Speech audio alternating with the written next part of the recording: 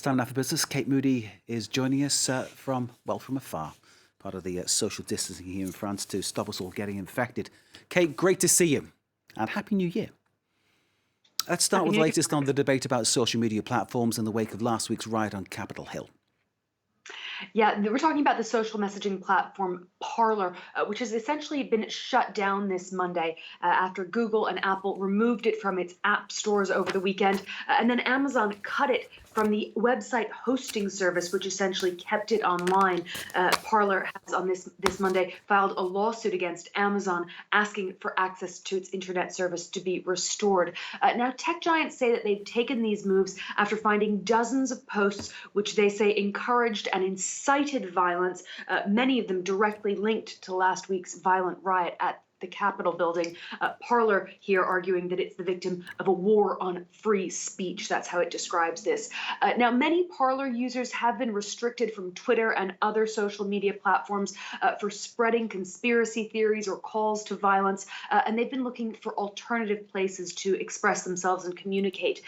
Gab, which is another social network like Parler, it's been flagged for hosting hate speech, and it does cater to a largely far-right user base. It claims to have gained some 600,000 new users in the United States just over the weekend as these restrictions started coming in on Parler. Now, all this talk really reigniting the debate about balancing freedom of expression with the responsible regulation of online content. The question is not just where to draw the line, but who should be drawing it here. Should governments be imposing regulation, or is it perhaps up to tech platforms to monitor and police what is posted, even if it's misleading or inciting violence?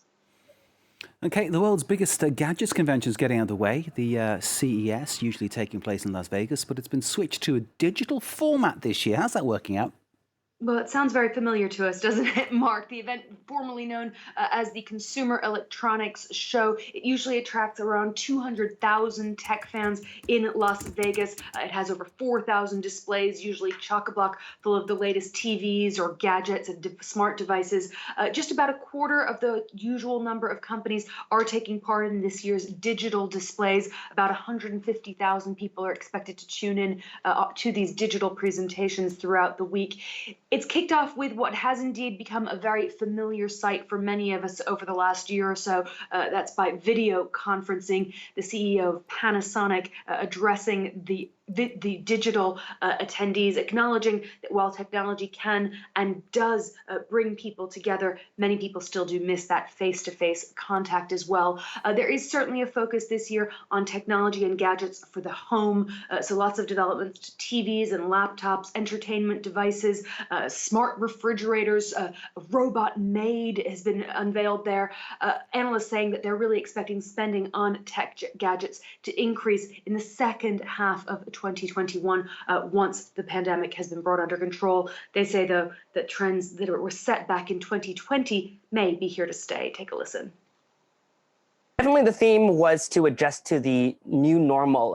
Their tagline was better normal for all. Home fitness has really been a big thing with more people staying at home, with gyms closed. Kate, take us to Wall Street now. Tell us all about the markets. Well, Wall Street had been fairly stable throughout last week's turmoil, but we have seen markets falling today. The Dow Jones closing about 1/3 of a percentage point in the red.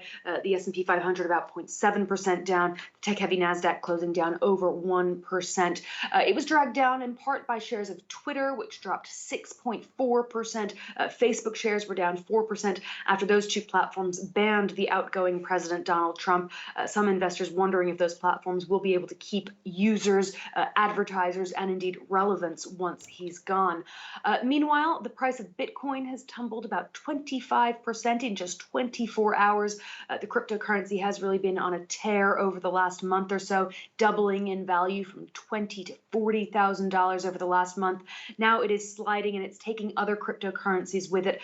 They wiped about $200 billion off the overall value of cryptocurrencies just today. And we've heard from the UK's Financial Conduct Authority this Monday issuing a stark warning that investors that get into crypto assets should be prepared to lose everything, every single cent they invest in it, because this is an area that still has no regulation or protection. Wise words that people would do well to note. Kate, as ever, thank you very much indeed. Kate Moody with all the business.